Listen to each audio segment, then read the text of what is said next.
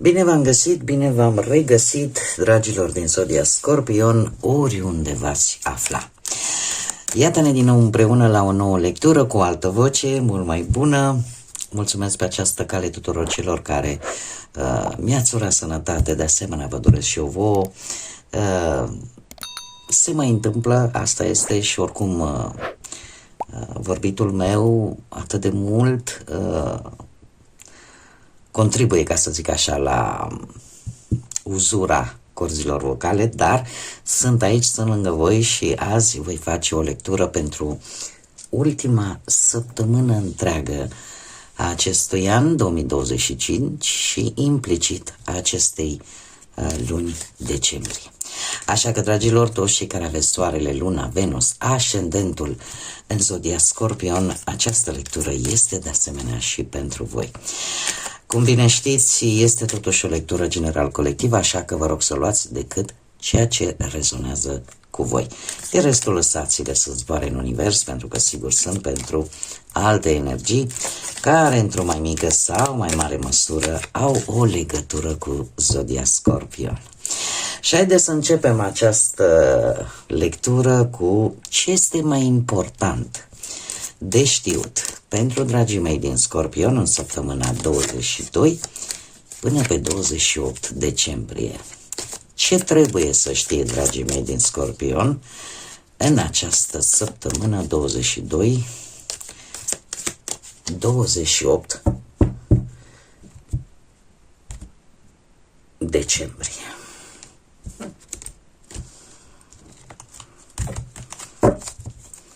Ia să vedem. Da.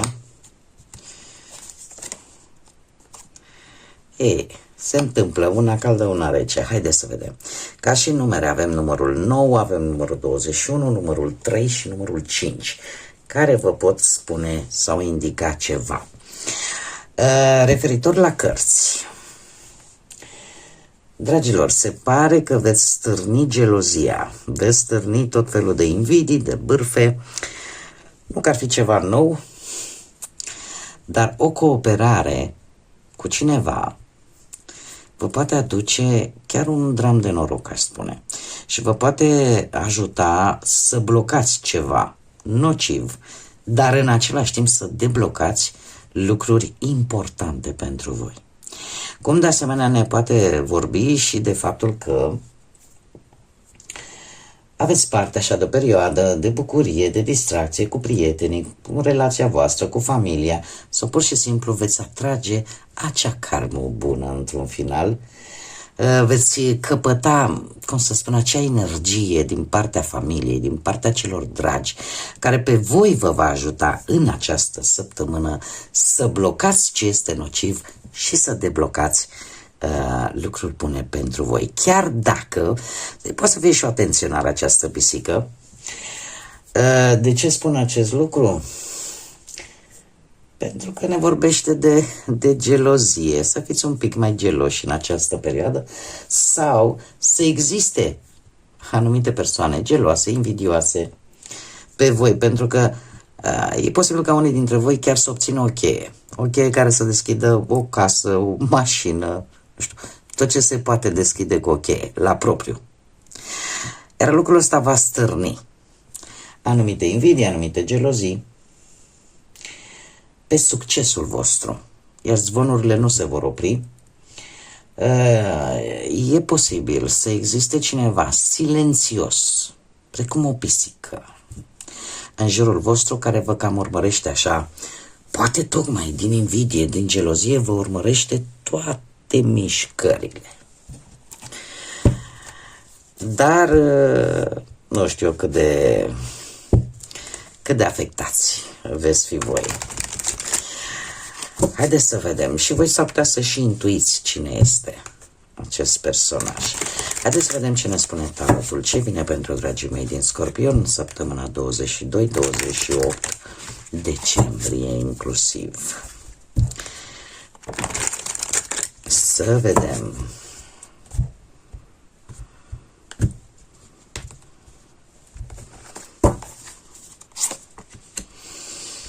Da, exact la ce m-am gândit. Este cineva, dragilor, pisica asta este cineva cu care voi de obicei aveți așa din când în când câte o luptă, câte un conflict.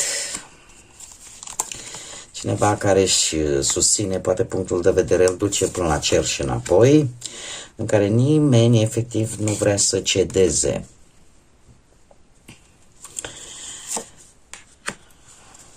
Ia să vedem o imagine așa de ansamblu.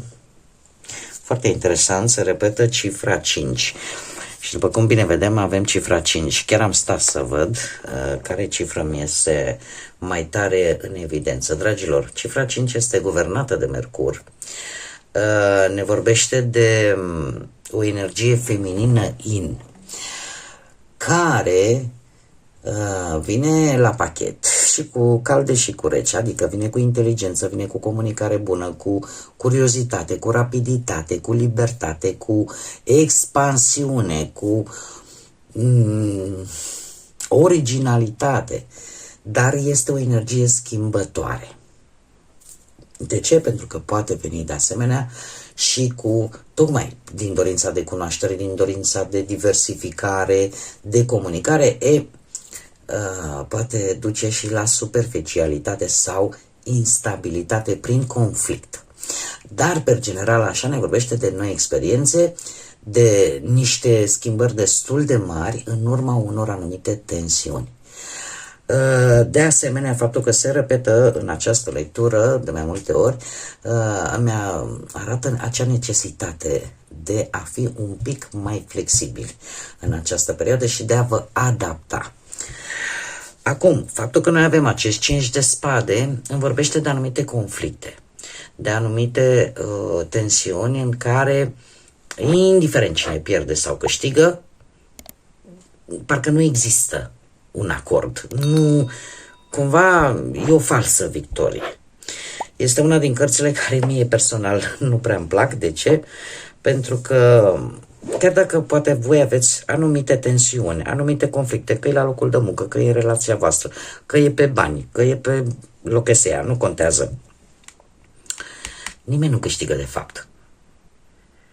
Inclusiv voi, indiferent de care parte a baricadei sunteți. Dacă sunteți cei care aparent ziceți, domne, i-am arătat eu lui Cutărică, de fapt n-ai câștigat absolut nimic. De ce? Pentru că e o luptă, în primul rând că e o luptă probabil permanentă sau ciclică cel puțin, din care nici măcar nu se învață absolut nimic. 5 de spade îmi vorbește de acele conflicte, de acele tensiuni, posibil, mai ales dacă vorbim pe parte profesională, să fie pe nedrept. Ok. Pe faptul că unii sunt geloși sau invidioși pe munca pe care voi o faceți și felul în care voi o faceți și atunci ține de competiție. Dar, cum să spun eu, pe voi nu vă ajută cu nimic aceste conflicte, aceste tensiuni. Posibil, unii dintre voi, dacă aveți ceva probleme financiare, să fiți în postura, trecem pe partea asta un pic materială, în care să vreți să vindeți ceva. Vreți să vindeți poate un obiect, nu știu, care nu-ți mai trebuie. De ce? Dintr-o anumită lipsă, poate, de bani. Și aici, la fel, pot să vă zic că cumva nu o să fie mare câștig. Adică câștigul nu o să fie cumva foarte mare. Dacă vorbim de planul ăsta sentimental, aceste dezacorduri, aceste conflicte care se pare că sunt un pic și inevitabile, nu vă ajută cu absolut nimic. Nu vă ajută cu absolut nimic. Ce mai putea fi cu acest 5 de spade?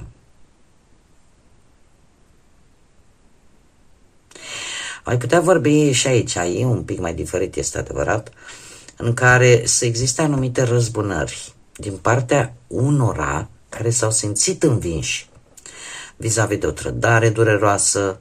Poate să fie, de exemplu, o răzbunare din partea la mai multe persoane în care voi poate ați avut încredere, pe care poate niciodată până acum nu le-ai suspectat de un atac așa pe la spate. Sau nu ai suspectat pe nimeni că ar fi corupt, că ar fi gelos, că ar fi invidios. Acum mai putem vorbi și cumva de o pereche care nu e tocmai ceea ce pare a fi și care de multe ori poate încearcă de asta spun, este un conflict care nu duce nicăieri, dar este într-adevăr un conflict cu motive, cum să spun eu, cineva care creează acest conflict, dar cu totul alte motive decât cele pe care le expune, ca să fiu mai clar. Ce nu știți voi? Voi nu știți cu acest rege de bâte, poate nu știți ce face un rege de bâte, nu știți ce face o energie de foc, berbeclev sau săgetător.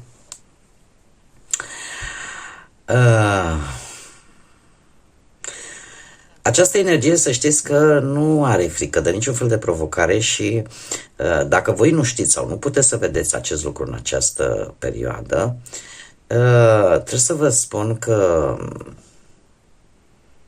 această energie vă poate ajuta. Vă poate ajuta să rezolvați o anumită problemă, mai ales dacă vorbim pe parte de muncă. Ori că te poate ajuta să găsești un job, ori că pur și simplu, într-un fel sau altul, îți va demonstra că poți avea încredere în respectiva persoană. Nu știu dacă voi cunoașteți sau nu această persoană, pentru că pentru unii poate să intuiască cine ar putea fi, pentru alții nu. Dar este pus pe poziția la ce este ascuns, ce tu nu poți vedea. Ce tu nu poți vedea. Dacă vorbim, nu știu, pe planul ăsta financiar, aș putea să zic că chiar dacă voi în acest moment nu vedeți lucrul ăsta, dar voi aveți istețimea necesară să obțineți lucruri. Să obțineți cumva lucruri de valoare care pot conduce la un câștig de bani. Sau idei istețe care să vă ajute să obțineți sumele de bani necesare. Dacă vorbim de relație, ceea ce voi nu știți este că trebuie să faceți lucruri împreună. Mai ales dacă aveți în relația voastră zodii de foc, berbec, leu, săgetător. Și că numai în felul acesta puteți avea o perioadă destul de stabilă, destul de liniștită, iar chiar și cei cu o situație mai negativă ar spune că cumva trebuie lucrat împreună. Da? Fiecare să depună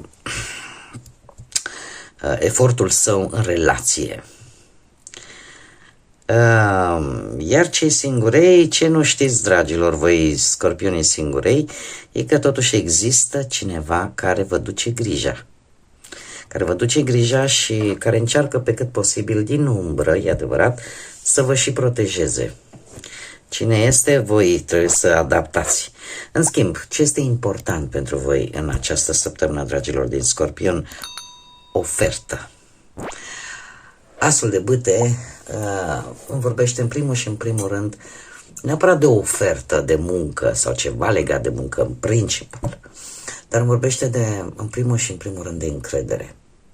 O încredere pe care o ai în intuiția ta și în faptul că vrei să prinzi acel moment cheie care e posibil să fie în această săptămână, acel moment cheie în care să acționezi, acel moment prielnic în care să dai tot ce e mai bun, mai ales pe plan profesional, în așa fel încât lucrurile să devină mult mai promițătoare și mult mai pozitive și de mai mare succes pentru voi.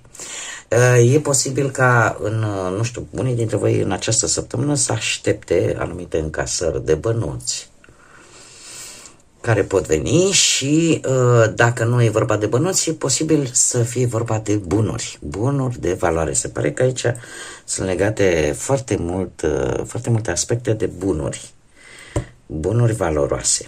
Ce anume trebuie să cunoști, trebuie să știi Avem încă o dată cifra 5 și avem Marele Preot. Dragilor, voi trebuie să știți că trebuie să faceți ceea ce este corect. Că te poți lupta cu o problemă și în același timp să nu fii sigur. Dom'le, este corect sau nu? Pentru acest lucru, poate că ar trebui unii dintre voi să cereți un sprijin, să cereți un sfat. Nu știu, am aici zodia Taur, poate e cineva din această zodie sau poate chiar ținând cont și de faptul că această săptămână este cu atât mai specială cu cât avem și ajunul Crăciunului, Crăciunul, atât din punct de vedere religios, cât și din punct de vedere așa spiritual. Ce trebuie să știți este că vă puteți întâlni cu cineva, nu știu, poate cu un profesor sau mentor, care vă poate ajuta să apară la momentul oportun, chiar atunci când, cum să spun eu, când aveai cea mai mare nevoie. E posibil că în această săptămână să apară o colaborare. Dacă nu, poate unii dintre voi aveți și vreun ascendent în Taur, voi veți avea această atitudine de a colabora, de a vă organiza, tocmai pentru că vreți să aveți rezultate bune. Vreți să aveți rezultate bune. Sunteți în această perioadă mult mai cu picioarele pe pământ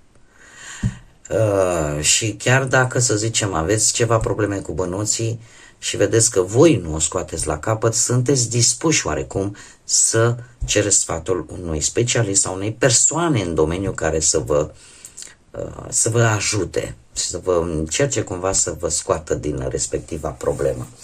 Dacă vorbim, nu știu, de partea asta amoroasă, ar trebui să știți că de multe ori este bine să purtăm, era un film cu Adam Sandler care chiar vi l-aș recomanda, ceva cu pantofii, era el cizmar și avea o mașină de cusut încălțăminte magică. Nu mai știu exact să vă spun numele, dar dacă îl căutați, îl găsiți. Acela de a te pune în pantofii celuilalt.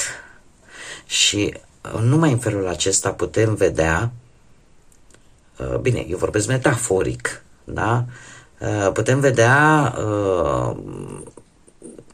de ce celălalt are acest comportament, de ce nu este așa cum considerăm noi că ar trebui să fie, care sunt motivele de fapt.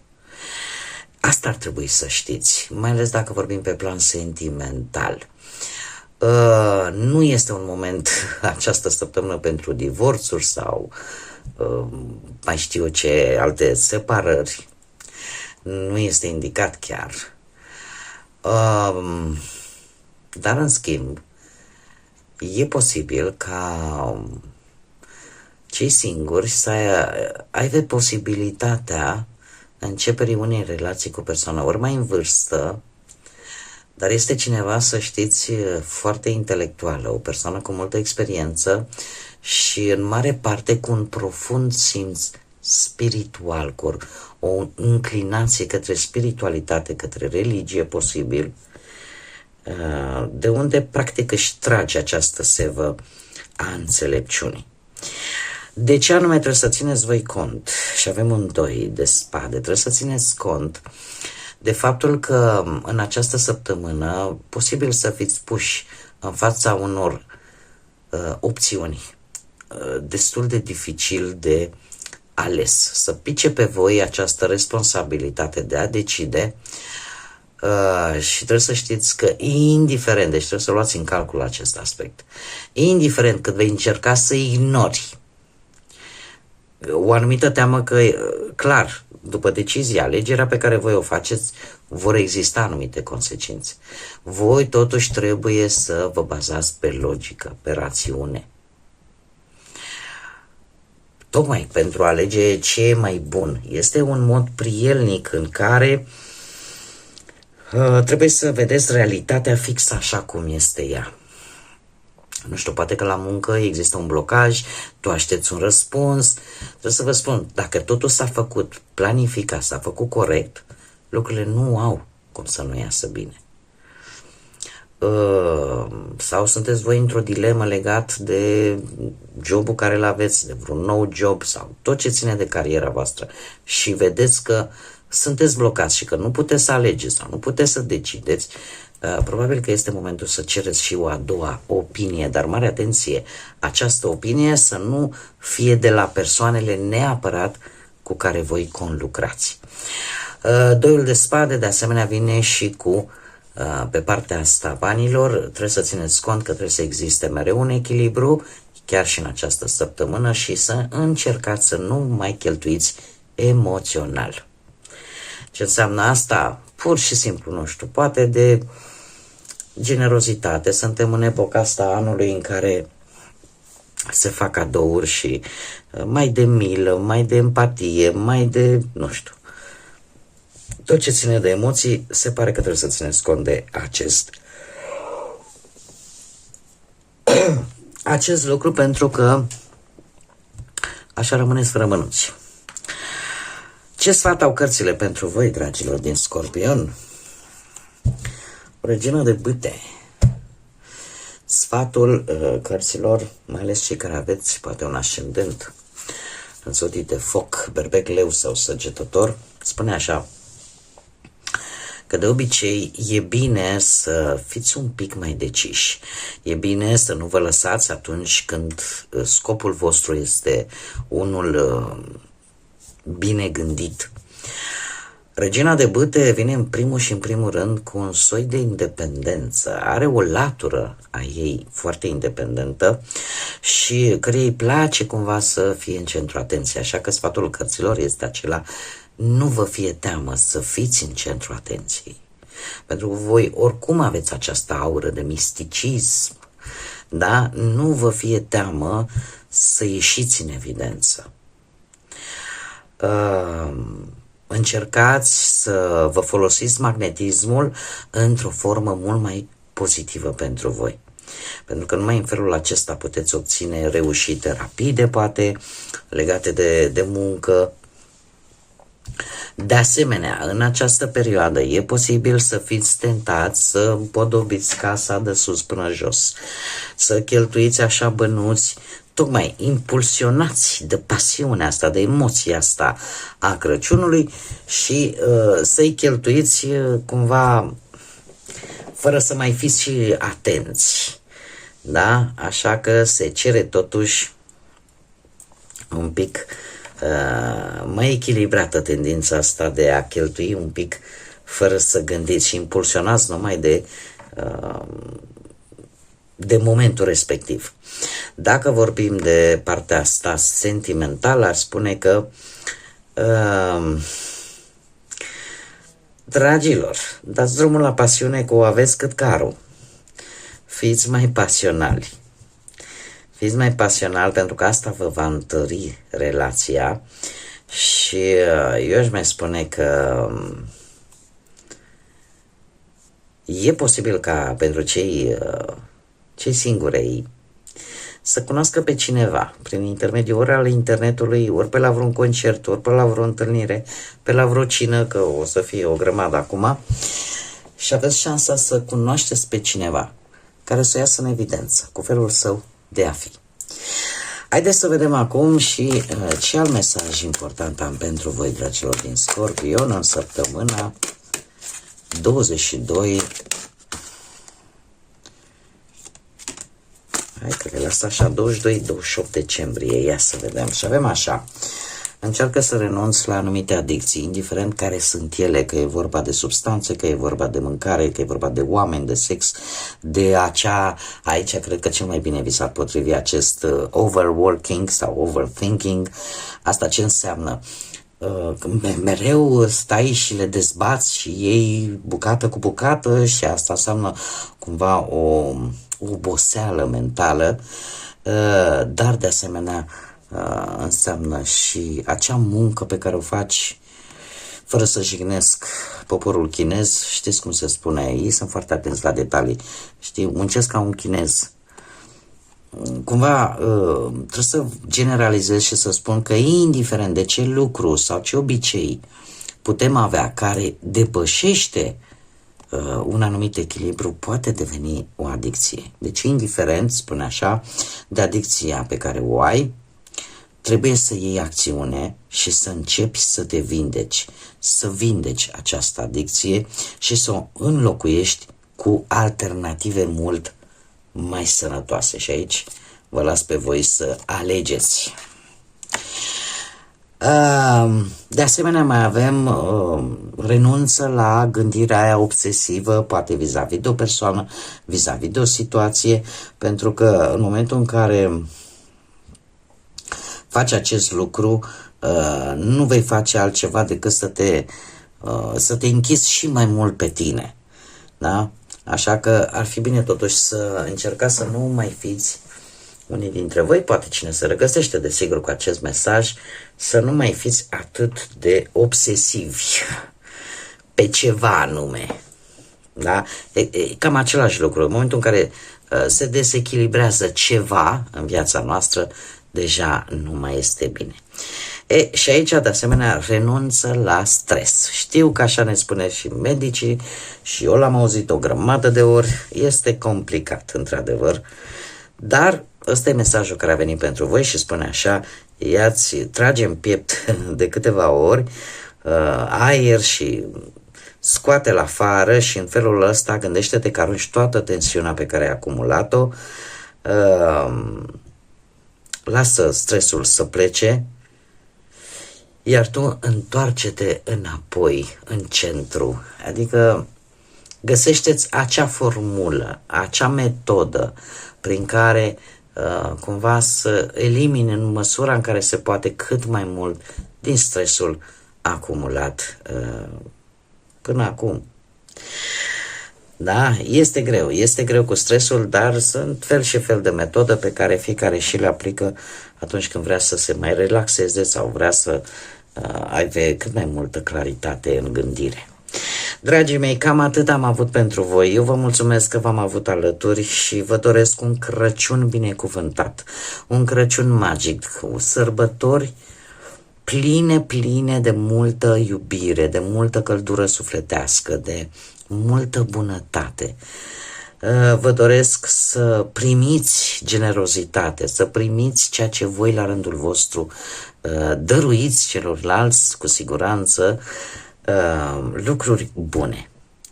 Așa că până data viitoare, când ne vom reîntâlni la o nouă lectură, din partea mea, Crăciun binecuvântat, Crăciun fericit, sărbători liniștite, pline de multă iubire, de multă căldură sufletească, iar din partea mea tot binele din lume și, desigur, să fiți iubiți, dragii mei.